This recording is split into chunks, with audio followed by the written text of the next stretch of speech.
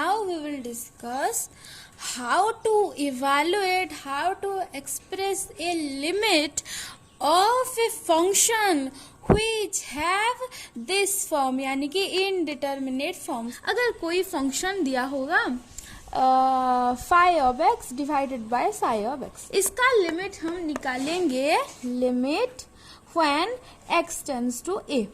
Let this is equal to what? This is equal to limit x tends to a phi of x divided by limit x tends to a psi of x, right? लेकिन क्या होगा जब limit x tends to a phi of x का value 0 हो जाएगा और limit x tends to a psi of x का भी वैल्यू 0 हो जाएगा तो हमको limit x tends to a phi of x divided by psi of x is equal to क्या मिल जाएगा 0/0. ये जो हमको रिजल्ट मिला है दिस डिवीजन इज मीनिंगलेस. इसीलिए यहाँ limit x tends to a phi of x divided by psi of x इसका जो वैल्यू है ये इनडिटर्मिनेट है, इसको हम डिटरमाइन नहीं कर सकते हैं. So we can say that ये एक इनडिटर्मिनेट फॉर्म है. वैसे ही और बहुत सारे इनडिटर्मिनेट फॉर्म्स हैं. लाइक पहले तो हमको मिल गया 0/0, infinity by infinity, 0 into infinity, infinity minus infinity, और एक है 0 टू द पावर 0, और एक है 1 टू द पावर इन्फिनिटी, और एक है इन्फिनिटी टू द पावर 0. तो पहले हम देखते हैं 0/0 फॉर्म को. तो यहाँ डिनोमिनेटर है 0 और इसीलिए ये है अनडिफाइंड. और सेकंड में हम देखते हैं इन्फिनिटी बाय इन्फिनिटी फॉर्म को, और यहाँ इन्फिनिटी खुद ही अनडिफाइंड है.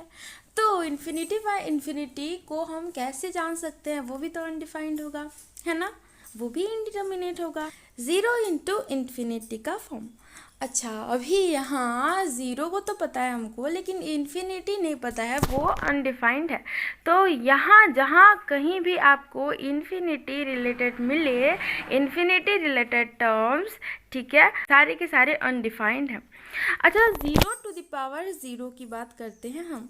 देखिए, कोई भी एक non zero number two the power 0 हो जाता है 1, लेकिन 0 टू द पावर 0 उसका हमें पता नहीं है, वो है अनडिफाइंड. ओके. और यहाँ phi of x divided by psi of x की केस की तरह अगर हमको इन फॉर्म में से कोई एक फॉर्म मिल जाए उसका लिमिट इवैल्यूएट करते समय, तो हम उसका लिमिट आगे निकाल सकते हैं हम मैथमेटिशियन एल हॉस्पिटल के थ्योरम्स को यूज़ करके. और वही थ्योरम्स आज हम इस वीडियो में पढ़ने जा रहे हैं. ओके. अभी हमारा थ्योरम ये कहता है कि अगर स्मॉल f और स्मॉल g दो ऐसे फंक्शंस हैं जिसके लिए हम ये कह सकते हैं कि limit x tends to a f of x is equal to limit x tends to a g of x is equal to 0. Yes, यानी कि जब x a की तरफ अप्रोच करेगा तब हमारा f ऑफ x वाला फंक्शन g ऑफ x वाला फंक्शन 0 को अप्रोच करेगा. ओके. और सेकंड पॉइंट में ये कहता है कि our small f dash a and g dash a exist. Okay. यानी कि हम यहाँ से ये समझ रहे हैं कि जो हमारा फंक्शन स्मॉल f और स्मॉल g है, it is derivable at the point x is equal to a. ठीक है, ये a पॉइंट में डेरिवेबल है, तभी तो हमारे f डैश a और g डैश a एग्जिस्ट करते हैं, है ना. Okay.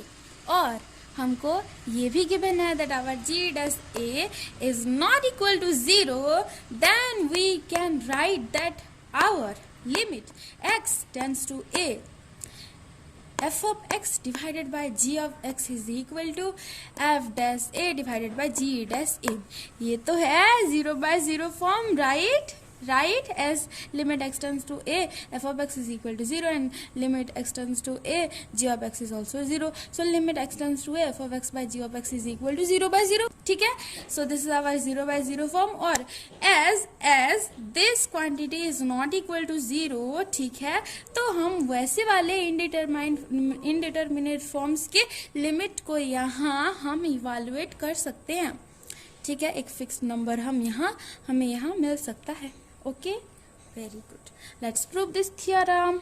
As we have given that our function small f and g are derivable at x is equal to a, as small f does a and small g does a exist, so हमने second point से ये मिल गया कि our function f and g are derivable at x is equal to a, and therefore we can also say that our function f and g are continuous also, ठीक है। कोई एक function डेरिवेबल तभी तो होता है ना अगर वो फंक्शन कंटिन्यूस होगा। As we have given this statement, so हमें यहाँ मिल गया कि f and g are derivable at x is equal to a, and therefore our function f and g are continuous also, continuous at x is equal to a. Limit x tends to a, f of x is equal to f of a, and limit x tends to, as our function f and g are continuous at x is equal to a, so we can write that when x tends to a, f of x का भी कोई एक fixed value हमको मिलेगा। f of x also tends to f of a, and similarly limit x tends to a, g of x is equal to g of a, ठीक है। हमको यहाँ पहले से ही लिखा हुआ है it is equal to 0 and it is also equal to 0, but फिर भी ठीक है। ओके, यहाँ हमें मिल जाता है क्या कि our f of a is equal to g of a is equal to 0, right. अच्छा, अभी ये जो हमारा f डैश a है इसको हम कैसे लिख सकते हैं? इसको हम लिख सकते हैं कि limit x tends to a, f of x minus f of a divided by x minus a, right? This is the formula, ठीक है। f dash a is equal to this term, अच्छा ठीक है। Now this will be equal to what?